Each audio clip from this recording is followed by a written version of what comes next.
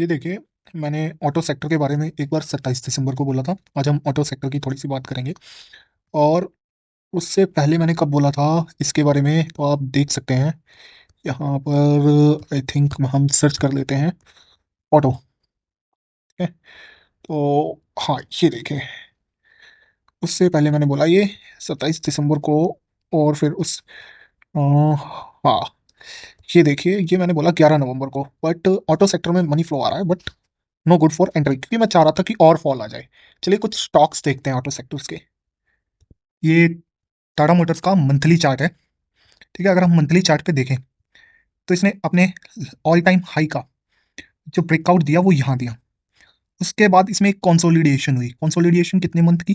तकरीबन 4 मंथ की, 1 2 3, क्योंकि ये कैंडल 1 मंथ को डिनोट कर रही है। उसके बाद इसमें एक अच्छी सी रैली आई ब्रेकआउट के बाद, ठीक है? तकरीबन हम देखते हैं ये 100% के 92% के आसपास की रैली आई, 97% के आसपास की। फिर वहां से इसने फॉल करा, कितने परसेंट?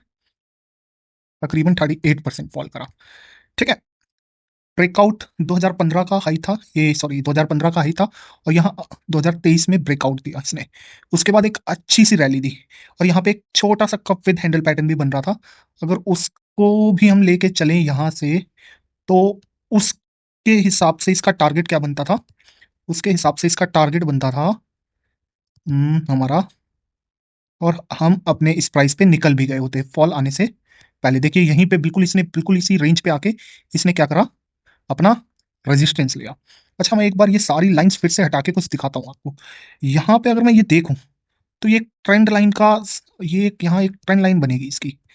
और अगर मैं अभी इस ट्रेंड लाइन को लेके चलूं, तो ये ट्रेंड लाइन में अगर इसे यहाँ से ड्रॉ करूं, ठीक है, तो अभी ये अपने इस सपोर्ट से दूर है। अच्छा, इसे नीचे गिरने गिरने से रोकेगा कौन?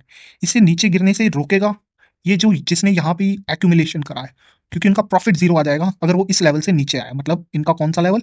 ऑल टाइम हाई का लेवल।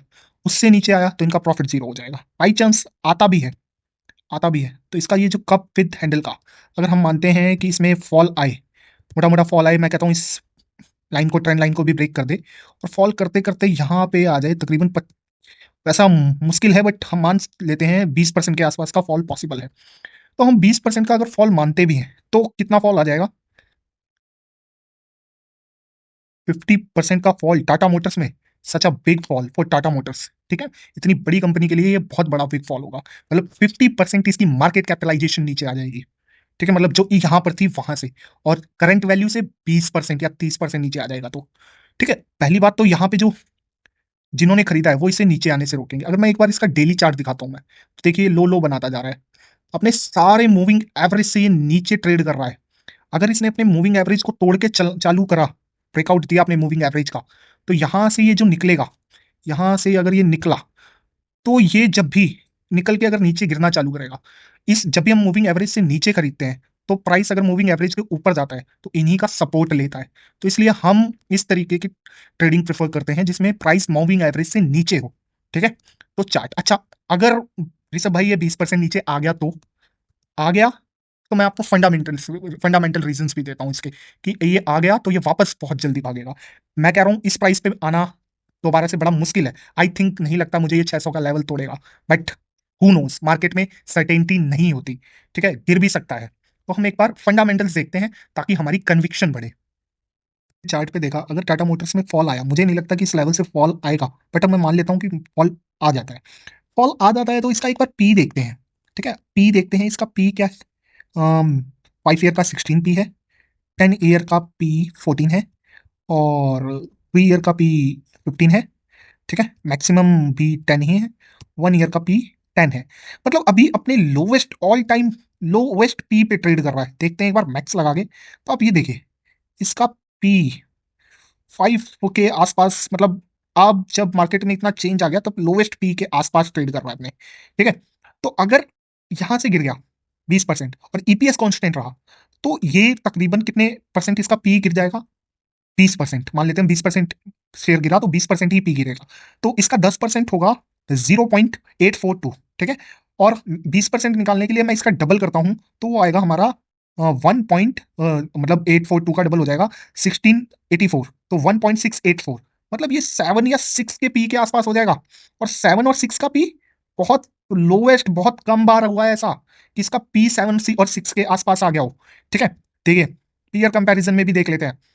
एडिट कॉलम्स में जाते हैं और market cap to sales, market cap, okay, market cap to sales का, मार्केट कैप टू सेल, हाँ ये रहा, लगा लेते हैं एक बार और सेव कॉलम करते हैं। तो अब यहां देखेंगे कि market cap cap to sales, ठीक है, इसका 0.64 है, मतलब इसकी सेल्स सबसे ज्यादा है, अशोक लीलैंड वगैरह से इनसे सबसे ज्यादा है सेल्स, इस वजह से इसका market cap to sales ratio सबसे कम है।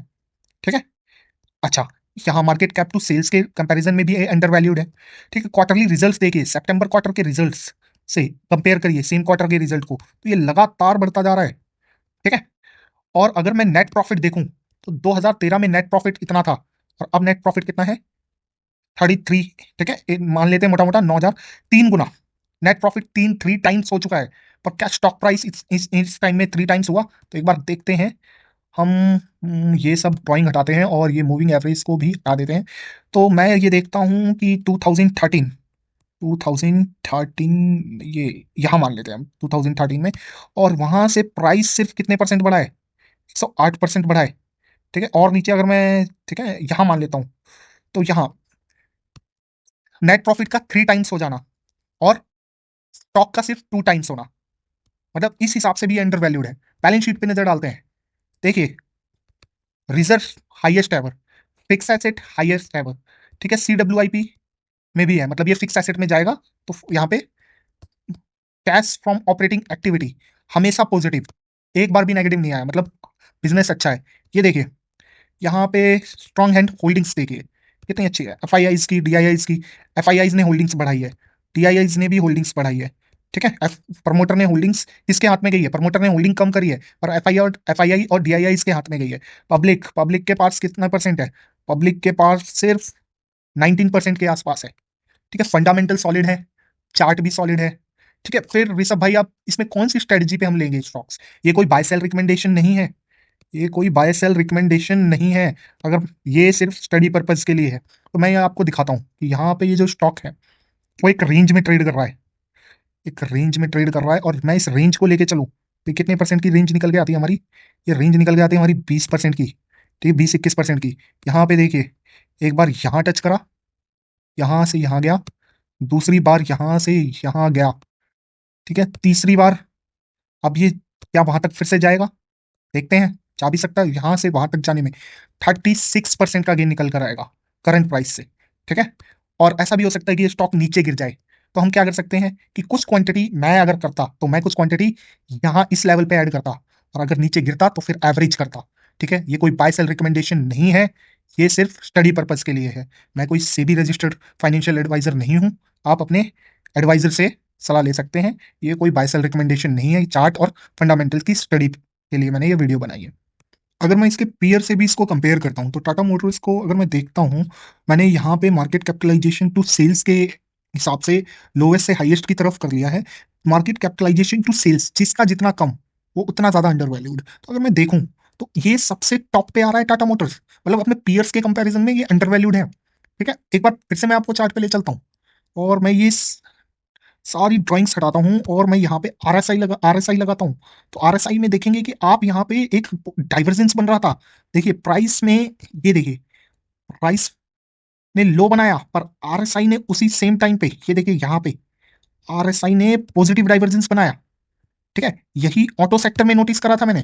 देखिए निफ्टी ऑटो, चलते हैं निफ्टी ऑटो पे, निफ्टी ऑटो पे। ठीक है, और एक अच्छे फॉल के बाद एक पॉजिटिव डाइवर्जेंस।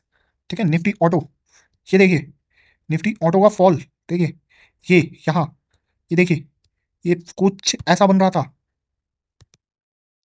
ठीक है, ये देखिए, और आज एक अच्छा मूव आया निफ्टी ऑटो में, ये देखिए, यहाँ देखिए, ये देखिए पॉजिटिव डाइवर्जेंस। ठीक है, प्राइस लो बना रहा था पर RSI हाई बना रहा था, ये बुलिश डाइवर्जेंस होता है। ठीक है, अच्छा, और यही देख के मैंने बोला था, और ऑटो अपने सपोर्ट के पास भी था। यहाँ पे देखिए, ये देखिए, देख रहे हैं, पी के हिसाब से भी अंडर वैल्यूड है, मार्केट कैपिटलाइजेशन टू सेल्स भी के हिसाब से भी अंडर वैल्यूड है, कंपनी का प्रूवन ट्रैक रिकॉर्ड है। ठीक है, कंपनी अगर गिरती है तो कंपनी का मैनेजमेंट उसे संभालेगा।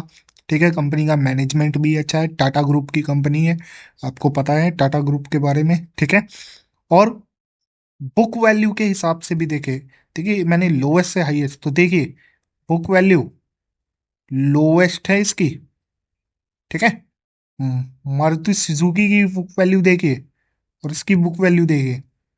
ठीक है, oh sorry, current market price to book value, मतलब ये जितना ज्यादा कम होगा उतना अच्छा है, क्योंकि बुक वैल्यू ज्यादा होगी तो ये रेशियो कम होगा। ठीक है, मैंने बुक वैल्यू बोला, सॉरी, ये current market price to book value ratio है। ठीक है, पीबी रेशियो जिसे हम बोलते हैं। ठीक है, पीबी रेशियो जितना कम उतना अच्छा। ठीक है,